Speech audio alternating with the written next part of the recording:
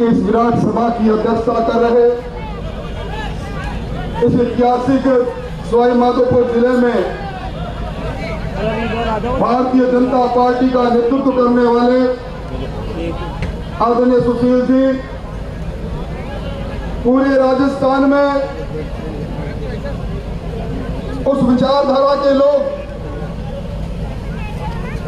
जो राष्ट्रवाद से प्रेरित रहते हैं, भगवान राम में विश्वास करते हैं, हनुमान जी में विश्वास करते हैं, ऐसे विशाल परिवार की अगुवाई प्रदेश में करने वाले हमारे गतिशील प्रदेश अध्यक्ष सीपी साहब, मंच पर बैठे भारतीय जनता पार्टी के प्रदेश मंत्री भाई जितेंद्र जी, सरवण जी, विधानसभा में मेरे साथी रहे जुझारू नेता मान सिंह जी, इस पूरे कार्यक्रम में इस सवाई माधोपुर के गांव और ढाणी तक आपके पास संदेश लेकर पहुंची आशा जी,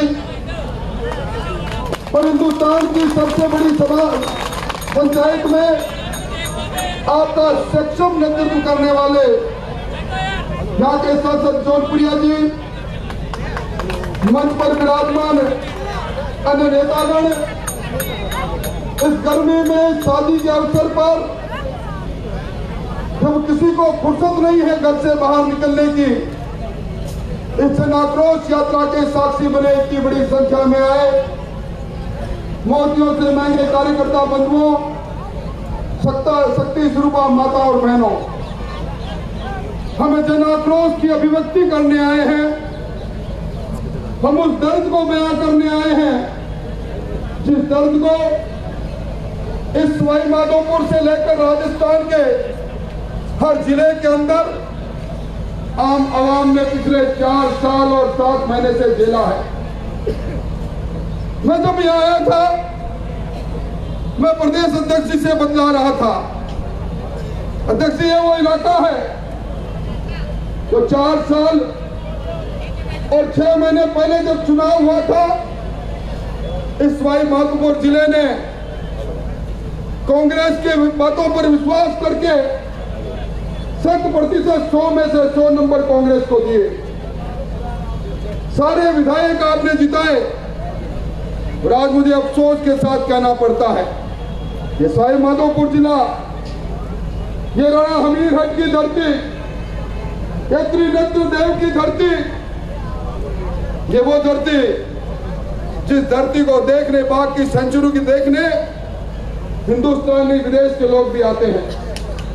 आज ये धरती प्रसिद्ध हो रही है, राजस्थान अखबारों में पढ़ता है, यहाँ गैंगवार है, यहाँ फिरौती है,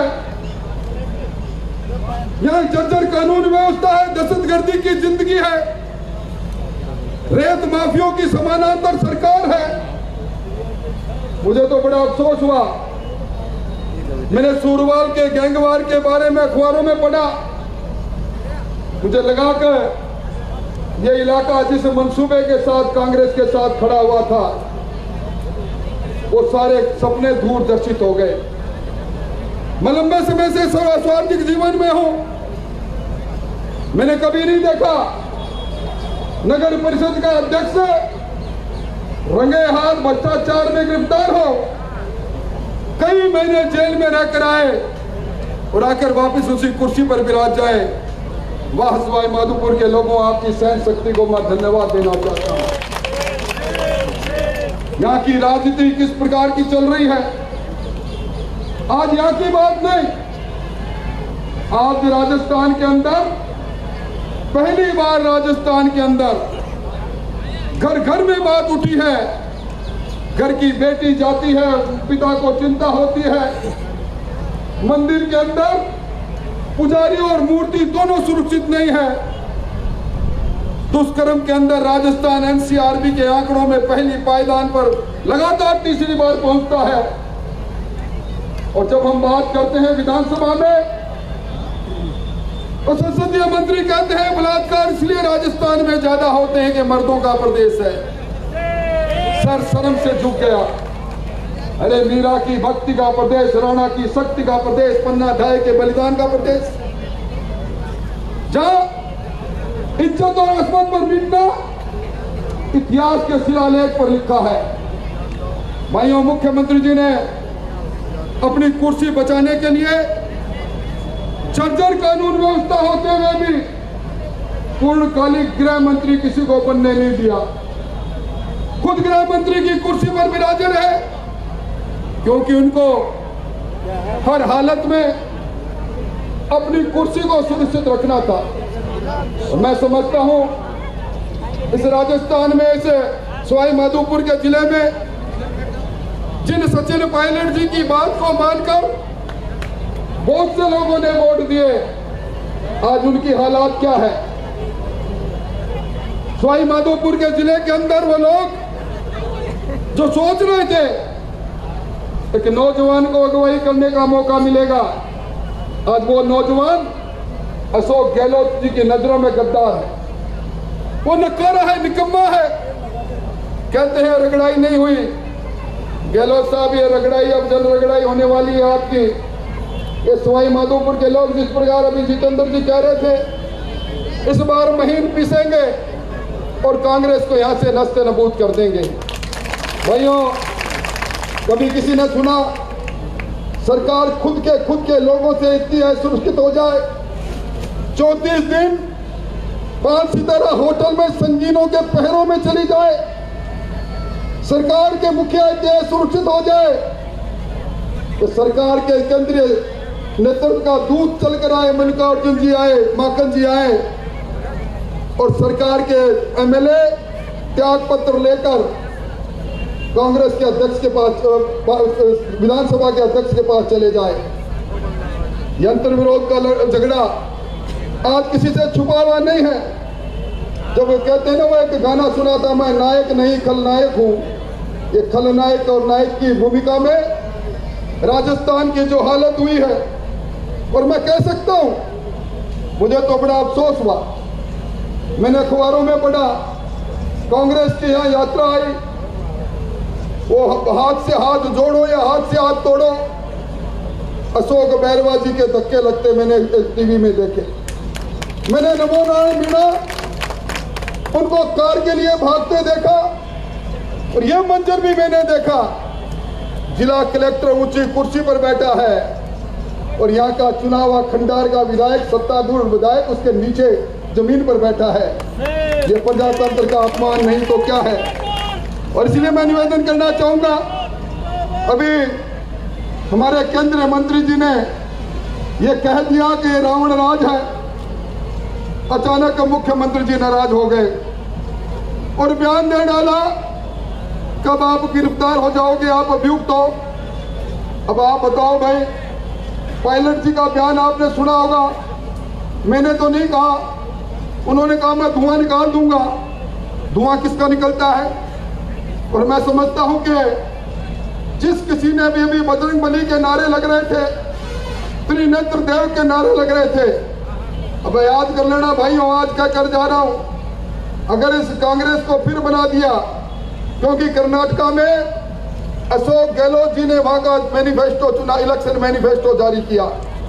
उन्होंने कहा वो दल जो बजरंग बली को मानता है, वो बजरंग दल, हम उस पर प्रतिबंध लगाएंगे। बजरंग बली का नारा लगाया तो ठीक नहीं। अगर आपने कांग्रेस को फिर मौका दे दिया, कांग्रेस को फिर मौका दे दिया, तब तक तो आप देख रहे हो, कांवड़ लेकर जाते हो तो धारा 144 लगती है। हनुमान जयंती पर जाते हो, डीजे बजाते हो तो डीजे जब्त होता है। करौली के अंदर रामनवमी पर अगर आप यात्रा निकालते हो तो यात्रा पर हमला होता है। सीपी साहब, करौली के अंदर उस दंगों के मर जो कमेटी बनी थी उसमें मैं आया था। मैंने धू धू कर जली हुई दुकानों को देखा, लुटे पिटे लोगों को देखा, घाव जिनके चाकू से लगे हुए थे उनको भी देखा। और मैं अफसोस मुझे उस वक्त हुआ जब जिन लोगों की चोट लगी, जिन लोगों ने हमला किया, हमला करने वालों पर कोई कार्रवाई नहीं, पर जिन्होंने चोट खाई वो गिरफ्तार हुए। ये सरपरस्ती, ये फिरका परस्ती, ये वोट की फसल काटने का जिस तरह का तौर तरीका है, इसका जवाब कौन देगा? मेरे भाइयों, हम आपसे पूछने आए हैं। मैं धन्यवाद देना चाहूंगा। शादी का मौका अध्यक्ष जी कह रहे थे जो आदमी सामने बैठा है हर के गांव में शादी है। मैंने कहा अध्यक्ष जी ये शादी का मौका तो है, पर ये सब लोग विदाई के गीत गाने आए हैं, कांग्रेस की विदाई के गीत गाने आए हैं। और आज आपको ध्यान होगा रामायण के अंदर सीता माता का पता लगाते हुए बजरंगबली जब अशोक वाटिका में गए, रावण ने उन्हें कैद किया, अपने दरबार में बुलाया, उन पर पाबंदी लगाई, वापिस चले जाओ। और उसके बाद हनुमान जी ने क्या किया, अपनी पूंछ से पूरी लंका को जला डाला। और मैं समझता हूं ये सरकार, ये कांग्रेस की सरकार, इस सरकार को ये बजरंगबली धुआं निकालेंगे, इसकी लंका को आग लगेगी, निश्चित तौर पर लगेगी।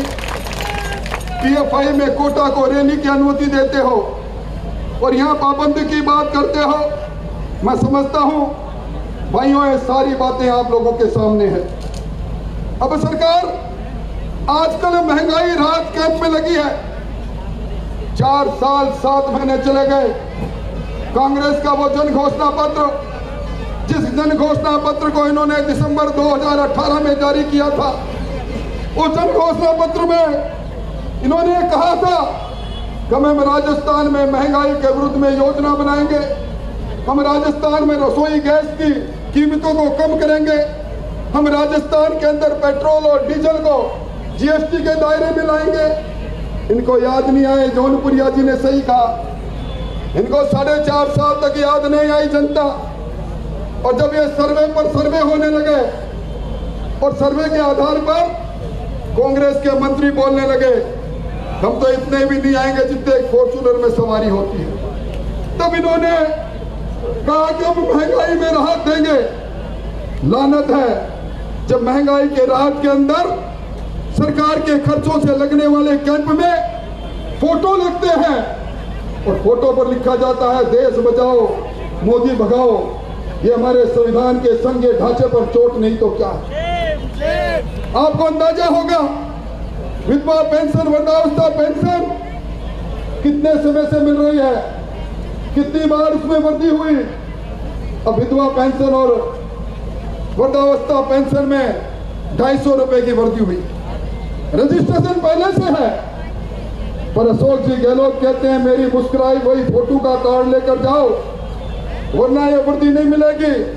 कैंप में आओ, 50 यूनिट बिजली फ्री। आप त्रिनेत्र देव की धरती पर बैठे हैं, आपको कसम है, आप बता दो घर जाकर बिजली का बिल 2018 का निकाल लेना और अब का निकाल लेना। अगर दुगना बिल नहीं है तो मुझे बता देना। और बिजली की कटौती के बारे में मुझे कहना ही क्या है। बिजली आती कम है, जाती ज्यादा है। कहते हैं हम 100 यूनिट फ्री करेंगे, बिजली दोगे तो यूनिट फ्री होगी। इन्होंने कहा था हम अप्रैल से किसान भाइयों को दिन में 2 ब्लॉक में बिजली देंगे, विधानसभा में बोले थे। ये बात वही है जिस प्रकार इन्होंने कहा था हम किसान का कर्जा माफ करेंगे, हम बेरोजगारों को भत्ता देंगे। इतने बड़ी संख्या में किसान विराजे हैं। जौनपुरिया जी ने पूछा प्रधानमंत्री जी की सम्मान निधि कितने को मिलती है, हजारों हाथ उठ खड़े हुए। मैं आपसे पूछता हूं कितने किसानों का कर्जा माफ हुआ, इस बड़ी मजलिस में बता दो जिसका संपूर्ण कर्जा माफ हुआ है। कितने बेरोजगारों को भत्ता मिला, बेरोजगारों का एक पूरा संख्या में लोग खड़े हैं। ये धोखों की सरकार, ये झूठ की सरकार, ये सरकार जो झूठ के बल पर सपना बेचना चाहती है महंगाई राहत कैंपों में, इनकी कलाई खुल चुकी है भाइयों। जो सरकार जो बजरंगबली पर पाबंदी लगाना चाहती है, मैं समझता हूं अभी इन दिनों के अंदर आपने पढ़ा होगा सरकार कहती है हमने बड़ी नौकरियां दे दी। नौकरियां तो मिली है भाइयों, पर एक एक नौकरी प्रतिभा का गला घोट कर मिली है। बाबूलाल कटारा जैसे लोग जो आरपीएससी के अंदर मेंबर बनते हैं, जिनका अनुमोदन श्रेष्ठ उनके व्यक्ति के रूप में, विद्वान व्यक्ति के, निष्पक्ष व्यक्ति के रूप में खुद मुख्यमंत्री जी करते हैं, वो आरपीएससी में सेकंड टीचर ग्रेड सेकंड का पेपर बेचने के लिए पकड़े जाते हैं। वो कन्हैया लाल पारी का लड़का, मंदरपुरा का लड़का, लाहौर का लड़का जो आत्महत्या करता है, परीक्षा स्थगित होती है टीचर ग्रेड सेकंड की, वो कहता है मैं मेरे पिता के सपने पूरे नहीं कर पाया, मेरे जीवन को समाप्त करता हूं। उसकी आत्मा धिक्कारती है। नौकरियों की लूट जिस प्रकार इस सरकार में हुई है, यहाँ कांग्रेस के प्रदेश अध्यक्ष का पूरा कुनबा आरएस बन सकता है। मैं समझता हूं भाइयों, चाहे रीट की बात हो, चाहे 16 पेपर जो लीक हुए उनकी बात हुई, यह सरकार, ये पेपर माफियों की सरकार है, ये नौकरी लुटेरों की सरकार है, ये अपराध और अपराधियों को रोकने में नाकामयाब सरकार है, ये किसानों को धोखा देने वाली सरकार है। इस सरकार को निश्चित तौर पर अपने को सबक सिखाने का मौका मिलना चाहिए। आज मैं लंबी बात नहीं कहूंगा, पर यह बात जरूर कहूंगा, सलाहकार जी भी है, अवैध खनन और अवैध रेत के काम में लिप्त है। ये लोग जो वोट के लिए आपराधिक तत्वों को गोकसी करने वाले लोगों को बना देते हैं, वे लोग जो कृष्ण कड़ास्थली में, जब कृष्ण जी के जो हमारे सांस्कृतिक रूप से हमारे आराध्य देव है, उनकी क्रीड़ास्थली के अंदर जब खनन होता है, हमारे साधु लोग 502 दिन तक आंदोलन करते हैं और धू कर विजय दास अपने जीवन की लीला समाप्त करता है। ये वो सरकार है। अभी आपने जयपुर में राम प्रसाद मीणा की उस बात को पढ़ा होगा। एक छोटा राम प्रसाद मीणा का 100 मीटर का मकान बनाना चाहता था, पर पास में माफियों ने गोविंद देव जी के मंदिर को होटल में बदल रखा था। अनुमति नहीं देते हैं, वो आत्महत्या करता है। मैं धन्यवाद देना चाहूंगा डॉक्टर केवड़ीलाल जी ने उनकी बात को उठाया। इसलिए भाइयों, ये क्रांतिकारियों की धरती है, ये सवाई माधोपुर हमीर के हट की धरती है। इस बार हट कर लो सब जने, और हट करने करके इस कांग्रेस को नस्ते नबूद करने के लिए तैयार हो जाओ। जो सरकार हमारे अरमानों से खेलती है, जिस सरकार ने 200 मिनी मुख्यमंत्री को लूट और झूठ की छूट दे रखी है, जिस सरकार की सरपरस्ती के अंदर ना कानून है ना व्यवस्थाएं हैं। अब बाकी बातों के लिए अभी सीपी साहब आपको बताएंगे। दिल्ली की सरकार का पैसा, जल जीवन मिशन का पैसा, प्रधानमंत्री आवास योजना का पैसा, प्रधानमंत्री फसल बीमा योजना का मुआवजा, सारी भ्रष्टाचार के भेंट में चढ़ जाते हैं। फसल किसान की बर्बाद हो जाती है। किसान की फसल के लिए उसको मुआवजा नहीं देने वाली सरकार है। इसलिए भाइयों, आप सब लोग संकल्प लेकर आए हैं। इस संकल्प को पूरा करने के लिए वोट की चोट से इनको सीधा करने का वक्त आ गया है। अब वक्त आ गया है, महंगाई राहत कैंप नहीं, कांग्रेस राहत कैंप घर घर में चलना चाहिए। घर घर के अंदर कांग्रेस से राहत लेने के लिए कांग्रेस की विदाई का संकल्प लेना चाहिए। आप सब लोग आए, इतनी बड़ी संख्या में आए, आप सबको धन्यवाद देते हुए मैं आमंत्रित करता हूं राजस्थान की अगुवाई करने वाले हमारे प्रदेश अध्यक्ष, हमारे नौजवान नेता, जिनके नेतृत्व में कांग्रेस को नस्ते नबूद करेंगे, सीपी जोशी जी को वहां और अपनों को संबोधित करें। जोरदार ताली बजा के स्वागत करिए।